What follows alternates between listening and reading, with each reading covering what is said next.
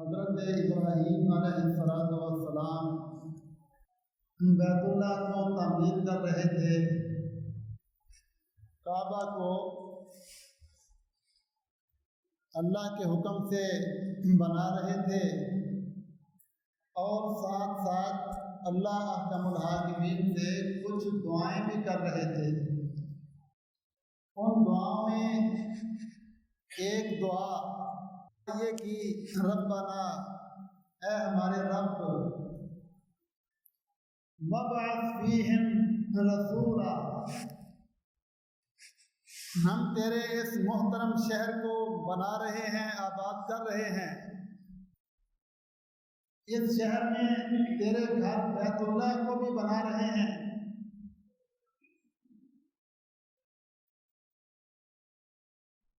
اے ہمارے پالنے والے، اس شہر میں اپنا ایک رسول بھیجنا، یتلو علیہم آیاتک، جو تیری آیات پڑھے، تیرے احکام ان کے سامنے بیان کرے، وَيُعَلِّمُهُمُ الْكِتَابَ وَالْحِکْمَةَ، تیری کتاب کی تعلیم دے، حکمت کی تعلیم دے، وَيُزَکِّیہم، اور ان کے عقیدے درست کرے، ان کے اعمال سنوارے، اور ان کے اخلاق کو بہتر بنائے۔ انک انت العزیز الحکیم، اللہ تو بڑی عزت والا، بڑی حکمت والا ہے۔ بیت اللہ کو تعمیر کر رہے ہیں اور دعاؤں میں یہ دعا بھی کر رہے ہیں۔ تقریباً 3000 سال کے بعد اللہ احکم الحاکمین نے ابراہیم علیہ السلام اور اسماعیل علیہ السلام کی دعا کو قبول فرمایا۔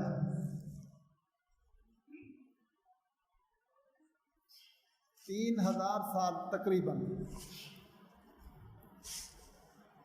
نبی صلی اللہ علیہ وسلم نے فرمایا، میری امت کے لوگوں، دعا کبھی ضائع نہیں جاتی۔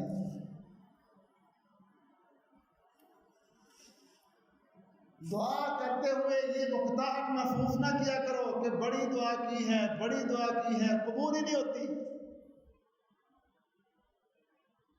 دعا ایک عبادت ہے، تم دعا کرتے رہا کرو، آگے اللہ کی حکمت ہے، وہ بہتر سمجھے تو اسی وقت وہ چیز دے دے جو مانگی جا رہی ہے، یا اللہ احکم الحاکمین اس دعا کی برکت سے آنے والی کسی پریشانی کو دور کر دے، یا پھر اللہ احکم الحاکمین اس دعا کو آخرت کے لیے ذخیرہ بنا دے، قیامت کو تمہارے کام آئے۔ 3000 سال کے بعد، اور وہ وقت بھی کیسا تھا،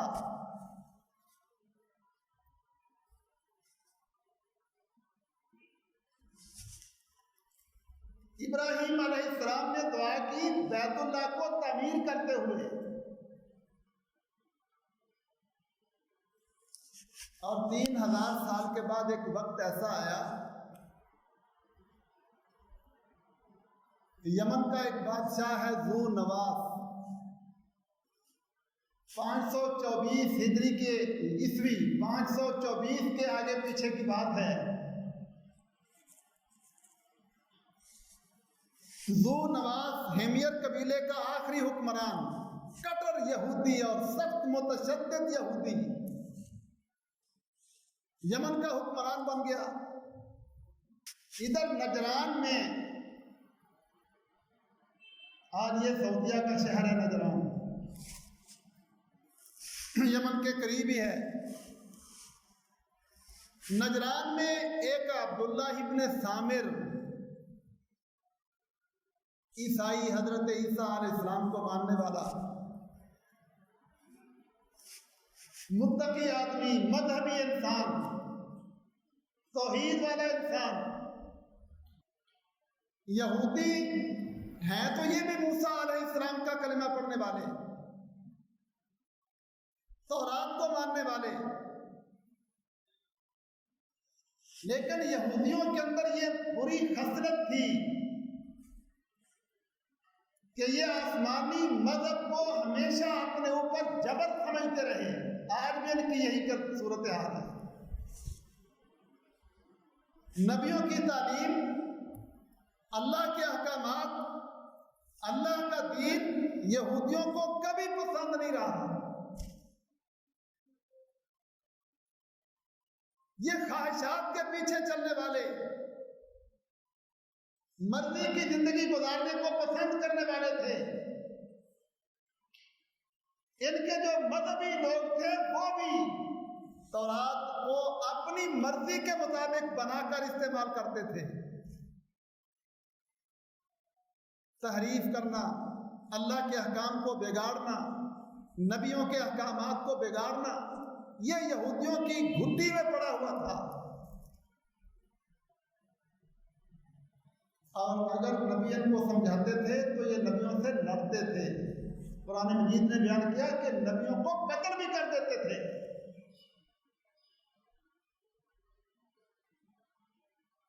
آج اللہ کا دین اسلام ہے،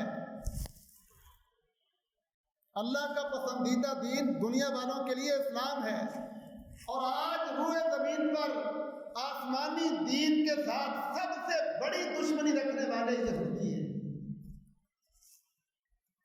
ان کی اصلاح کے لیے اللہ نے بنی اسرائیل کے بہت نبی بھیجے تھے، اور یہ یقتلون النبیین، نبیوں کو قتل کر دیتے تھے۔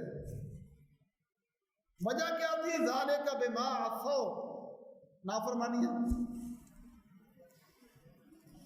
فکانوا یعتدون۔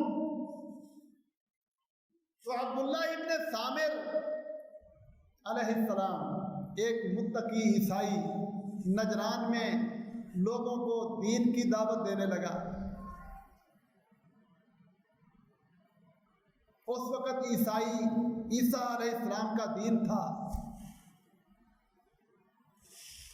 نجران کے لوگ ان کی دعوت کو قبول کر کے عیسائی بننے لگے۔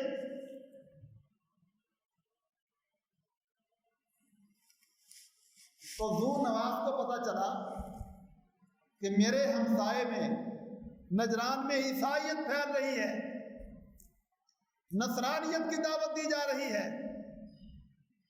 آسمانی مذہب کو پھیلایا جا رہا ہے،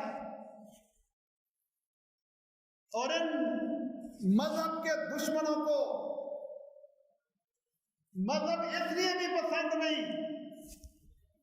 اگر لوگ مذہب کے مطابق زندگی گزارنا شروع کر دیں تو ہم اپنی خواہشات کہاں سے پوری کریں گے؟ آج بھی مذہب کے ساتھ دشمنی کا سبب یہی ہے۔ اگر پردے شروع ہو جائیں تو ہم عورتوں کو کہاں سے حاصل کریں گے؟ کوٹ کوٹ کر خباثت بھری ہوئی ہے مذہب کے دشمنوں میں۔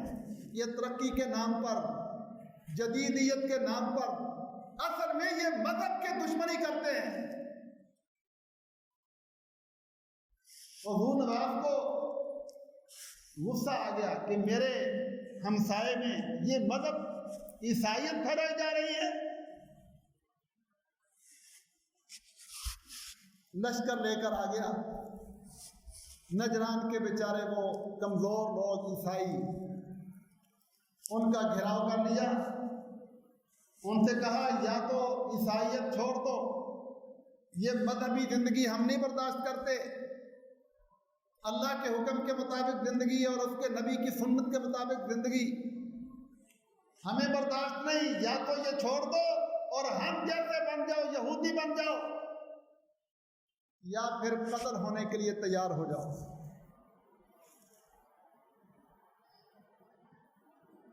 اصل دہشت گرد وہ ہیں جو مذہب کے دشمن ہوتے ہیں۔ آج دنیا میں دہشت گردی کا مفہوم بگاڑ دیا گیا ہے۔ جو لوگ اپنے آپ کو پڑھا لکھا اور ترقی یافتہ سمجھتے ہیں وہی غلط فہمیاں پھیلاتے ہیں، مفہوم بگاڑتے ہیں، معنی بگاڑتے ہیں۔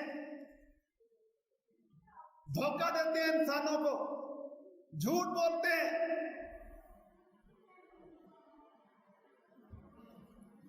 नजरान के उन बेचारे कमजोर लोगों का क्या जुर्म था कि ज़ू नवास उन पर चढ़ दौड़ा।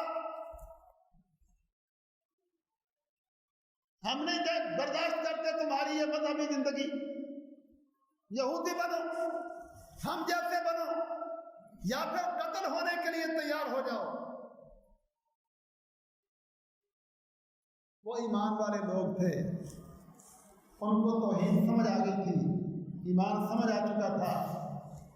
उन्होंने कहा ठीक है हम कमज़ोर हैं, मुकाबला नहीं कर सकते, लेकिन हमें कत्ल होना बर्दाश्त है, हम दीन छोड़ना बर्दाश्त नहीं करेंगे।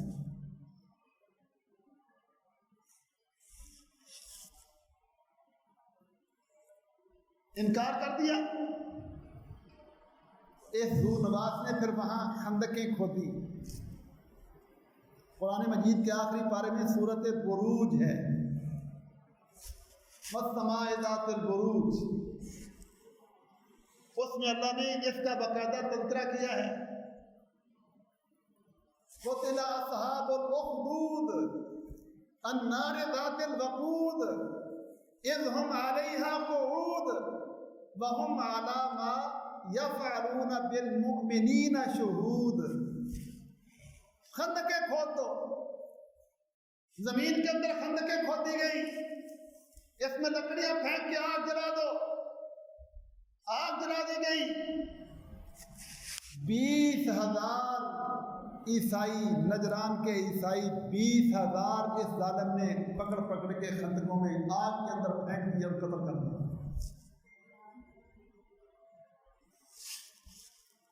20,000 कुछ को कत्ल किया, फिर कत्ल ही नहीं मुसले किए।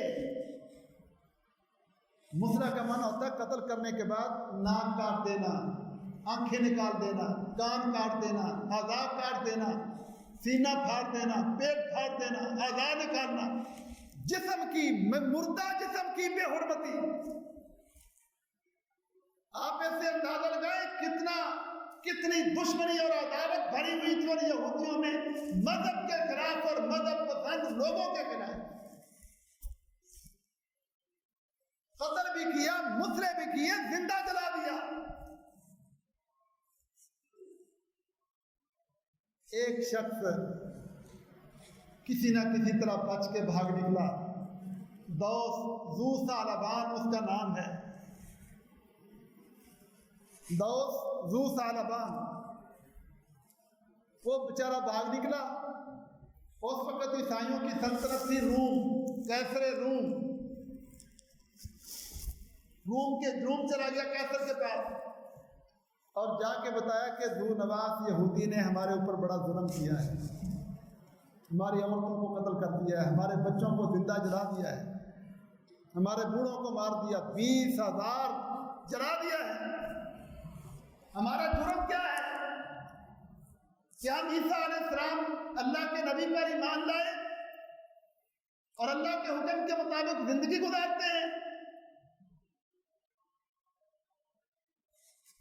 कैसर रूम भी ईसाई था। उसने ये कहानी सुनी, बात सुनी, तो कहता है यमन तो मुझसे बहुत दूर है, मैं हबशे के हुक्मरान को खत लिखता हूँ, ये हबशा ये यमन के करीब है, उसे हुक्म देता हूँ कि वो तुम्हारा इंतकाम लेगा,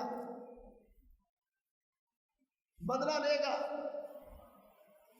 उसने खत लिखा और उस खत में हुक्म दिया कैसर रूम ने नजाशी को, हबशे के हुक्मरान को नजाशी बोलते हैं, जो भी हुक्मरान उसको नजाशी कहा जाता था, उस दौर के हुक्मरान नजाशी को हुक्म दिया कैसर रूम ने कि ये दौस ज़ू सालबान जिसने मुझे नजरान के ईसाइयों की हलाकत और तबाही का बताया है, मेरा खत सुनते ही एक बड़ा लश्कर तैयार करो और ज़ू नवास पर हमला करके उसको सजा दो और इंतकाम लो। ये दौस ज़ू सालबान खत लेकर हबशा में पहुंचा। وہاں خط پڑھایا، حبشے کے حکمران نجاشی نے خط پڑھا، وہ بھی عیسائی تھا، اس نے ایک لشکر تیار کیا، 70,000 کا لشکر،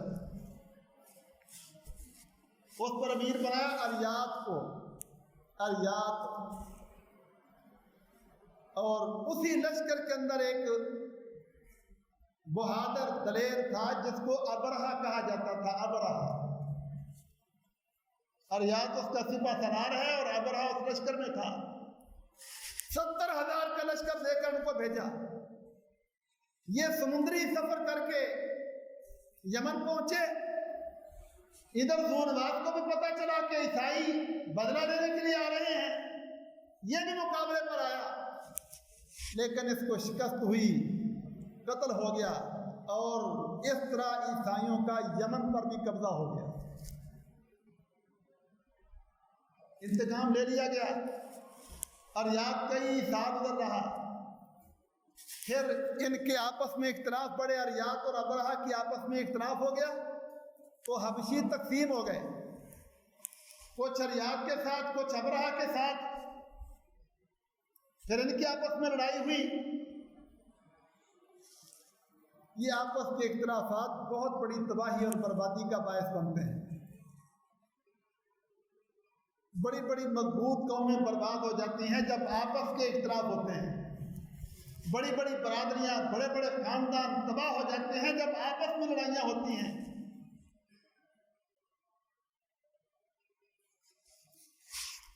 خلافت کو توڑنے کے بعد یہودیوں اسرائیلیوں کی یہ بہت بڑی سازش ہے کہ مسلمان ملکوں کو الگ الگ کر دیا، کچھ ملکوں سے اتحاد کر لیا، کچھ سے اتحاد نہیں کیا، اور اپنے اتحادیوں کو دوسرے مسلمان ملکوں سے لڑاتے ہیں، اور ان کو آپس میں لڑا لڑا کے ملکوں کو برباد کر دیا، امت مسلمہ کی بڑی بڑی قوتوں کو برباد کر دیا۔ اور آج اللہ معاف فرمائے، یہود و نصارہ کی سب سے بڑی چالاکی اور سازش یہ ہے کہ پاکستان کے اندر خانہ جنگی کا ماحول بنایا جائے، شیعہ سنی کو کھڑا کر کے، نفرتیں پھیلا کے، غلط قسم کے جملے کہلوا کے، سنگین قسم کی باتیں کروا کے، ایک فرقے سے غلط باتیں، خوفناک باتیں کہلوائی جاتی ہیں، دوسرے کو اس کے مقابلے پر بھڑکایا جاتا ہے، کسی طرح ان کے آپس میں لڑائی ہو اور پاکستان کمزور ہو، برباد ہو جائے۔ اس وقت یہ سازش چل رہی ہے، اللہ تعالیٰ محفوظ رکھے۔ نبی صلی اللہ علیہ وسلم نے فرمایا تھا ایک وقت آئے گا بڑے بڑے فتنے ہوں گے، ایک فتنہ ایسا ہوگا کہ اس فتنے میں صبر کرنا، برداشت کرنا اتنا مشکل ہوگا جتنا ہاتھ میں انگارہ پکڑنا مشکل ہوتا ہے۔ ہاتھ میں انگارہ پکڑ سکتا ہے کوئی؟ رسول اللہ صلی اللہ علیہ وسلم نے فرمایا اس دور میں ایسا خوفناک فتنہ پھیلایا جائے گا کہ الصبر فیہن مثل القبض علی الجمر، وہاں اپنے آپ کو روک کر رکھنا، برداشت کرنا ایسے مشکل ہوگا جیسے انگارے کو پکڑنا مشکل ہوتا ہے۔ اور یہ وقت وہی ہے، صحابہ اکرام کو گالیاں، امہات المومنین پر تبصرے، خلفائے راشدین کے متعلق بد زبانیاں، اب یہ ایسی باتیں ہیں کہ سنی مسلمان برداشت نہیں کر سکتا۔ یہ خوفناک سازشیں ہیں مسلمانوں کو آپس میں لڑانے کے لیے، لیکن نبی صلی اللہ علیہ وسلم نے فرمایا تھا کہ میری امت کرو گو اس خوفناک دور میں بھی صبر کرنا، دشمن کی چالوں میں نہ پھنسنا، بلکہ دشمن کی سازشوں کو الٹنے کے لیے اپنے آپ کو متحد کرنا۔ جب دشمن برباد ہوں گے، جہاد کے راستے میں وہ ذلیل ہوں گے، تو سازشیں کرنے والے وہ ہیں، پھر سازشیں بھی ختم ہو جائیں گی۔ اللہ ہمارے لوگوں کو صحیح رخ پر سمجھنے کی توفیق دے۔ ان کی آپس میں لڑائی ہوئی اریات اور ابرہہ کی، حبشی تقسیم ہو گئے، ان کی آپس میں لڑائی ہوئی۔ اریات میں ایک چھوٹا سا نیزہ تھا، وہ پھینکا ابرہہ کی طرف، وہ اس کی پیشانی پر لگا، ابرو کا کچھ حصہ، ناک کا ایک حصہ اور ہونٹ کا ایک حصہ، یہ تینوں اعضاء پھٹ گئے۔ उस नेज़े लगने से, जिसका होंठ नाक फटे हुए हों, उसको अशरम कहते हैं अरबी में। इसलिए अबरहा को भी अबरा अशरम कहा जाता है। ये उसको नेज़ा मारा अरियात ने। फौरन बाद अबरहा के गुलाम ने नेज़ा मार दिया अरियात को और वो कत्ल हो गया। जब अरियात कत्ल हुआ तो सारे हबशी फिर अबरहा की क़यादत में जमा हो गए। अब अबरहा अकेला हुक्मरान है यमन के अंदर, और ये चूंकि दलेर था, बहादुर था और कट्टर ईसाई था, इसने फिर यमन में एक गिरजा तामीर किया, बहुत बड़ा इबादत खाना। लिखा हुआ है किताबों में कि उस वक्त पूरी दुनिया में इस तरह की कोई इमारत नहीं थी जिस तरह की इमारत इस अबरहा ने बनाई। और बादशाह को खत लिखा अपने नजाशी को हबशा में कि मैंने आपके लिए एक कनीसा इबादत खाना तामीर किया है, आप देखकर खुश होंगे, दुनिया में इस तरह की इमारत कोई नहीं। और साथ उसने एक जुमला लिखा, कहा ये जो अरब लोग हैं ना, अरब, ये मक्का में जाते हैं और मक्का में काबा और बैतुल्लाह का बड़ा एहतराम करते हैं, हर साल वहाँ हज करने के लिए जाते हैं और उम्रे के लिए जाते हैं और बड़ी इज्जत करते हैं उसकी।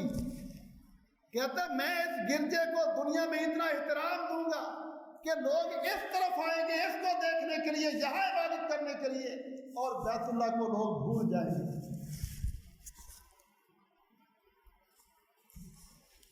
ये खत लिखा उसने अपने हुक्मरान नजाशी को। ये खत लीक हो गया, तकब्बुर से उसके जुमले निकल गए। ये बात फैल गई कि लो जी अबरहा मक्का के घर बैतुल्लाह की आबादी और रौनक को ख़त्म करके यहाँ इसको रौनक देना चाहता है और आबादी देना चाहता है। मक्का का एक अरबी, उसको ये पता चला तो उसे बड़ा गुस्सा आया कि ये कौन होता है बैतुल्लाह की तौहीन करने वाला, कि लोग वहाँ जाएंगे यहाँ कोई नहीं आएगा। वो गुस्से से निकला, यमन पहुँचा और इसने जो गिरजा तमीर किया था ना आलीशान, इसके अंदर जाके पखाना पेशाब किया और वापस चला गया। कि बैतुल्लाह के मुकाबले में हम ये इज्जत करते हैं इसकी। अबरहा को पता चला कि हमारे इबादत खाने में किसी ने पखाना कर दिया है, पेशाब कर दिया है। कहता कौन है वो पता करो। उनसे कहा गया कि ये उस बैतुल्लाह के मोहब्बत करने वालों से कोई हो सकता है। उस वक्त अबरहा को गुस्सा चढ़ा। उसने कहा अच्छा, इन अरबियों ने हमारे इस इबादत खाने की तौहीन की है तो मैं बैतुल्लाह को गिराए बगैर आराम नहीं करूंगा। मैं बैतुल्लाह को गिरा दूंगा, काबे को तबाह कर दूंगा। फिर ये हाथियों का लश्कर लेके निकला, मैं बैतुल्लाह को तबाह कर दूंगा। खौफनाक लश्कर लेकर निकला, जिधर जाता है लोगों को पता चलता है। मक्का में भी खबरें पहुंच गई। मक्का वाले परेशान हो गए कि ये क्या हो रहा है, अब हम क्या करेंगे। मक्का के करीब जाकर ये रुका और अपने एक गुलाम हुनाता को, हुनाता उसका नाम है, कहा जाओ मक्का में और जाके पूछो तुम्हारा सरदार कौन है।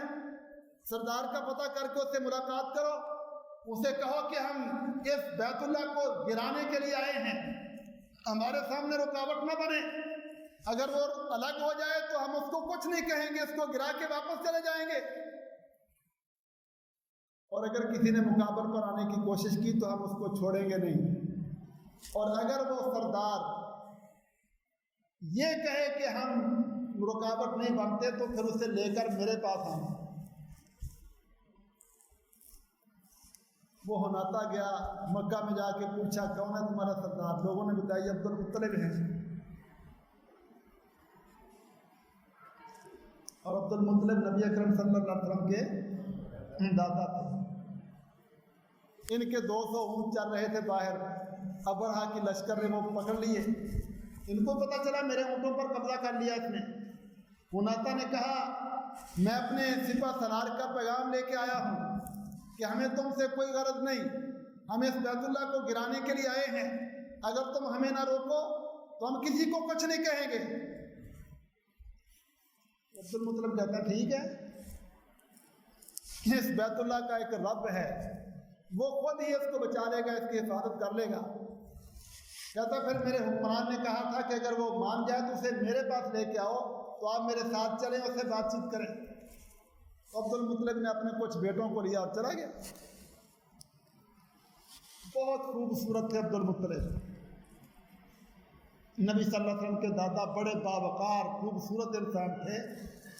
ابرہہ اپنے تخت پر بیٹھا ہوا ہے، جب اس نے دیکھا تھا کہ یہ تو بڑا باوقار آدمی ہے، خوبصورت آدمی ہے، اسے یہ پسند نہیں آیا کہ میں اس خوبصورت انسان کی توہین کروں، کہ اس کو نیچے بٹھاؤں اور خود عرش کے اوپر بیٹھا رہوں، اور یہ بھی اسے پسند نہیں آیا کہ میں اس کو اپنے اوپر عرش پہ بٹھاؤں، یہ تو دشمن ہے۔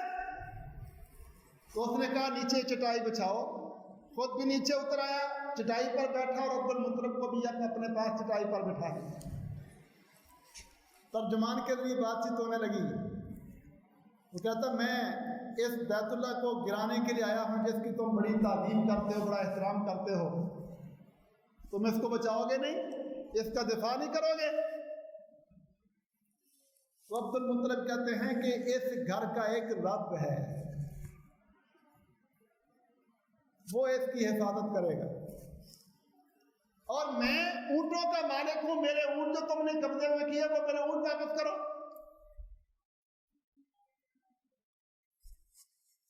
ابرہہ کہنے لگا، اپنے ترجمان سے کہا اس کو بتاؤ کہ جب تیری شکل میں نے دیکھی تھی نا تو میں بڑا تجھ کو باوقار سمجھا تھا، میں تخت کے اوپر بیٹھتا اور تجھے نیچے بٹھانا میں نے پسند نہیں کیا،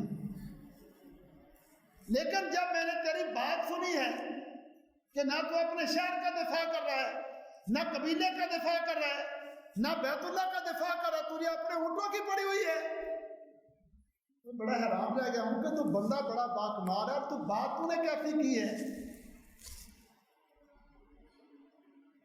اس وقت پھر عبد المطلب نے کہا کہ میں تجھے کہہ رہا ہوں اس گھر کا ایک رب ہے، اس نے اپنے نبیوں سے اس کو تعمیر کروایا ہے،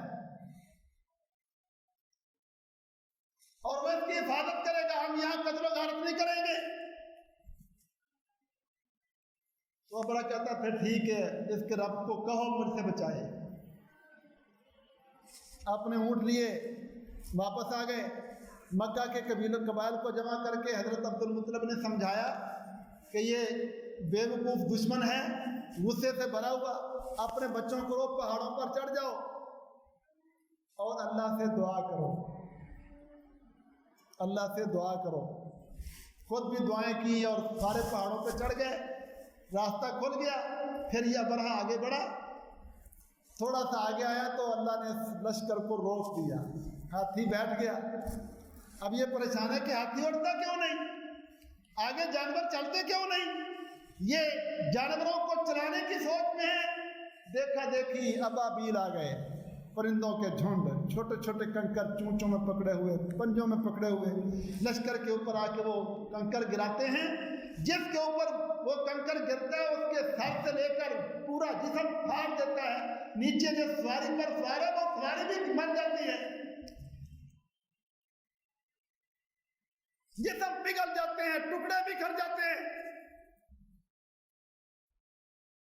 یہ منظر دیکھ کر یہ بھاگ اٹھے پیچھے کو۔